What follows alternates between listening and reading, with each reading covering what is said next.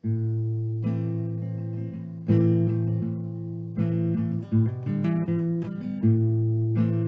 à tous et bienvenue sur cette chaîne. Alors aujourd'hui, on va cuisiner quelque chose que je déteste. Sur l'échelle des aliments que je déteste, je pense qu'on est dans le top 2. Rien que l'odeur là. Je vous les montre tout de suite, hein, je vous laisse pas languir plus longtemps. De toute façon, ce sera marqué dans la miniature. C'est ceci.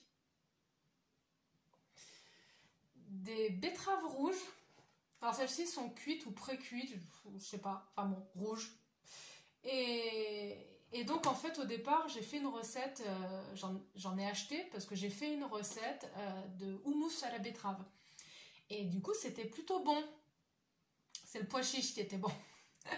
Non mais en fait voilà, c'est vrai que ça change, c'est sympa. Du coup c'était avec de l'ail, de la coriandre, donc ça donnait pas mal de goût. Donc ça a pu passer. Et sauf que du coup, eh ben, il m'en reste 3 parce que c'est vendu par 4. Ces charmantes petites choses.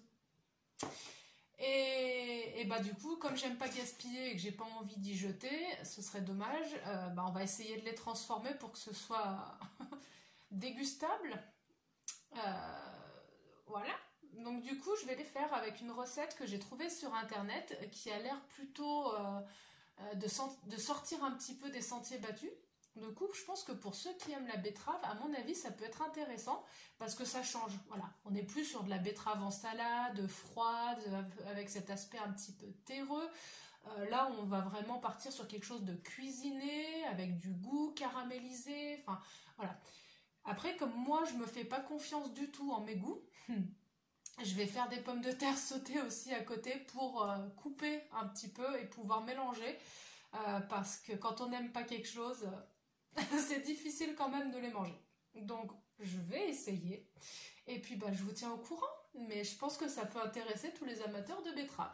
Et puis je vous dirai à la fin si jamais j'ai aimé. Alors là, si moi j'ai aimé, je pense que vous pourrez faire manger des betteraves à n'importe qui. Et ben on va passer en cuisine. Donc je vous dis à tout de suite.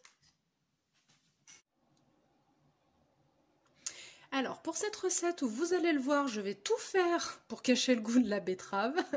On va avoir besoin d'un oignon rouge, un oignon jaune, une gousse d'ail qui vont revenir dans du beurre ou de la margarine et de l'huile d'olive que j'ai oublié de sortir.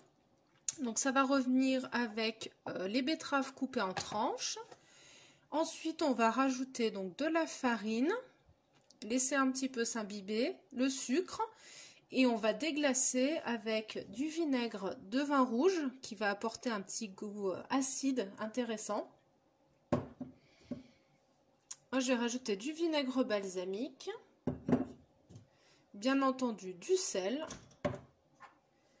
toujours mon poivre de cassis parce que j'en ai toujours pas acheté un autre, du colombo, à l'odeur ça avait l'air bien matché avec. Et pour finir, bah du coup j'ai de la gelée de piment, donc je me suis dit que ça irait aussi pas mal. Voilà. Donc je vais préparer tout ça et on se retrouve dans la poêle.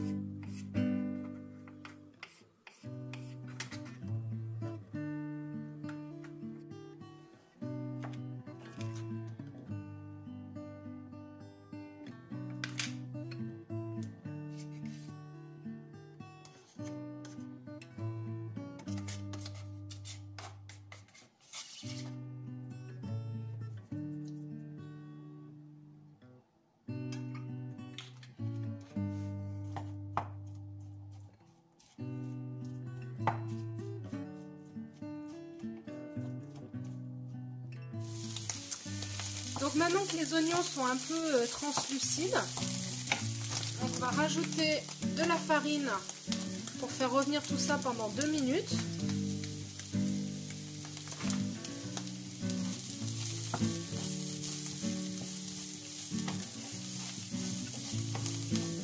Avant de rajouter le sucre, le vinaigre et toutes les épices.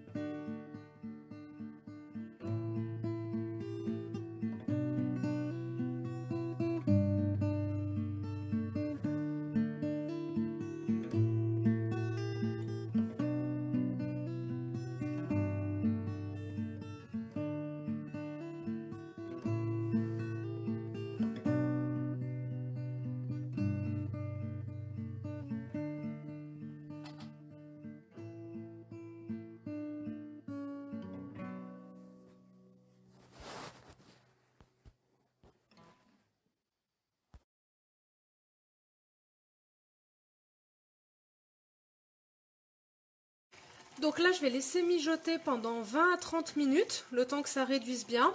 Et puis, je vous montre tout ça quand c'est cuit.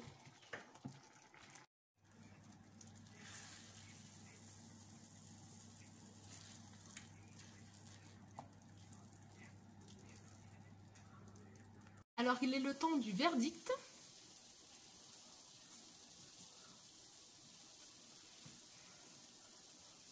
Déjà, ça a une bonne odeur vinaigrée qui est intéressante. Bon. Alors, on sent quand même que c'est de la betterave. Par contre, honnêtement, le piment, j'adhère et j'en remettrai. Le vinaigre balsamique, c'était une bonne idée. Et du coup, ça fait quelque chose de très caramélisé et où finalement la betterave passe au second plan. Donc, validé!